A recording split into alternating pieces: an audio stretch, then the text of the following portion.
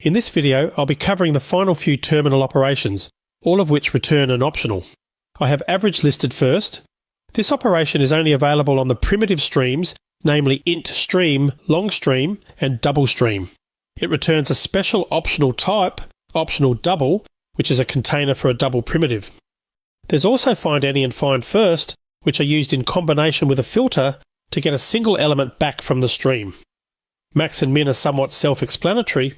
Lastly, there's another form of the reduce method that just takes an accumulator. Let's see what we can do with these in some code. I'll again be using the Streaming Students project. I'll create another class, main terminal optional, so we have a fresh start. I'll switch over to main collect and copy lines 14 through 20. Coming back to main terminal optional, I'll paste that code in the main method.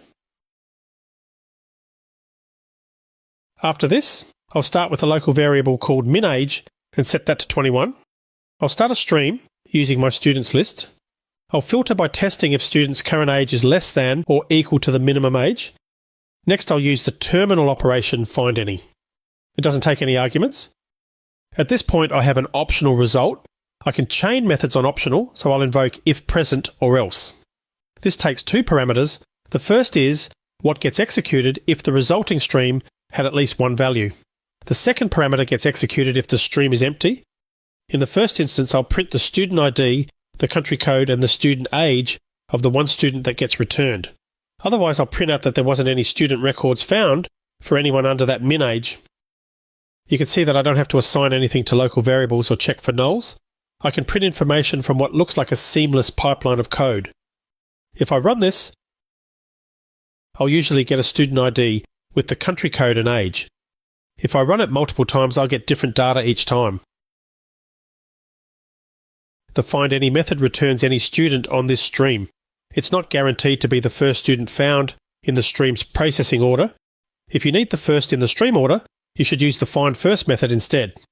I'll copy lines 19 through 24 and paste that on line 26. I'll change find any to find first. If I run this code, I'll likely get the same value as the first pass through.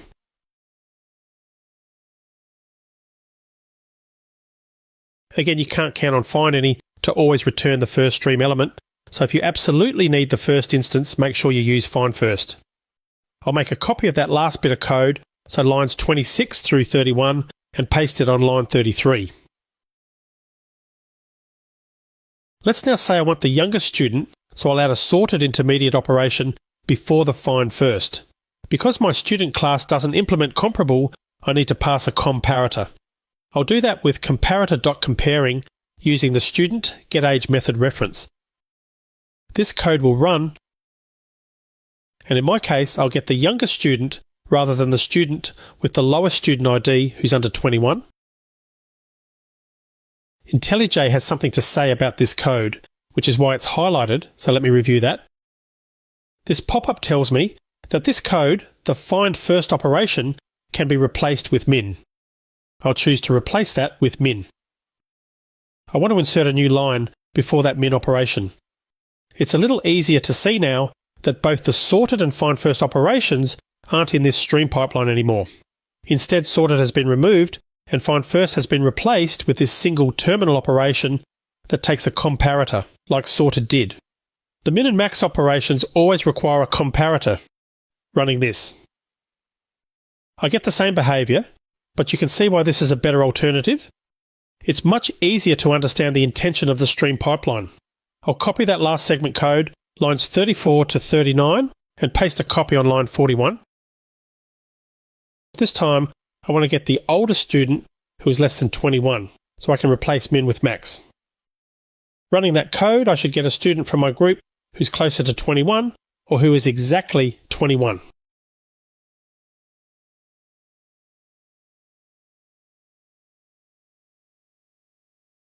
Let's next get the average age of the students under 21. I will start out the same, so I'll copy the first two statements of my last pipeline.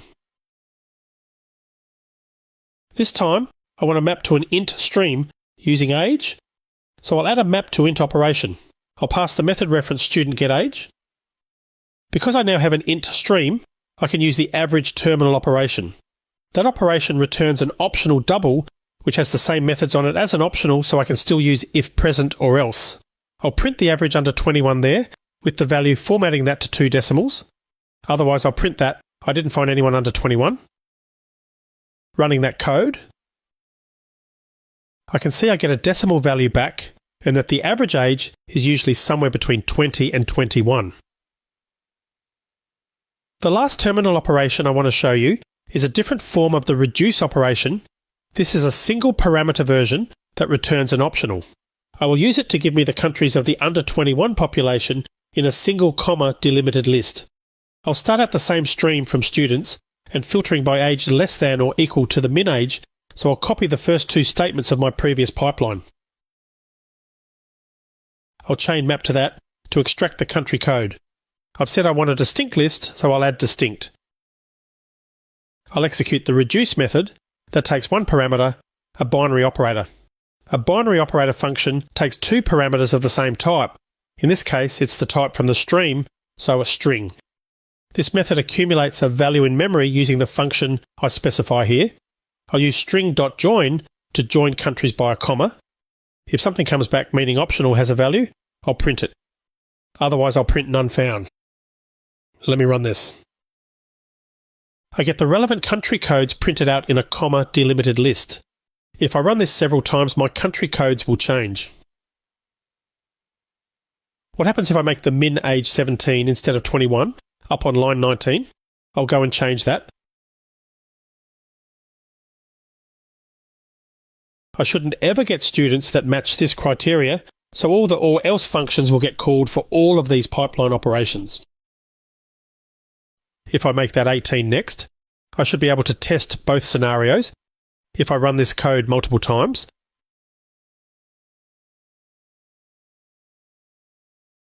Sometimes I'll get students and a list of country codes. Sometimes I'll get the text, didn't find anyone under 18, and none found as the final output statement. Now let's take the code from the previous video in the main optional class's main method. I want the code from lines 38 to 47, and I'm going to paste that at the end of main terminal optional's main method. I'm going to combine these 2 sections into a single statement. First, I'll remove the assignment to the local variable. I'll remove lines 67 to 69, so I'm removing the toList terminal operation and that optional dot of code. This code has one thing missing, a terminal operation before the if present or else call. I can actually use any of the terminal operations I've showed you in this video here. In this case, it probably just makes sense to use find any, since I'm really just concerned with understanding if any of my younger students is from France. If I run this code, I should see missing FR since FR wasn't one of my random country codes. I will change FR to AU here, first in the contain statement, and next in the println statement. I'll rerun that and then hopefully get an under 18 student from Australia. I'll keep rerunning that until I do. And there I have a match. Optionals methods let you process this instance with similar methods, almost like it's just another part of the stream pipeline, though of course it's not.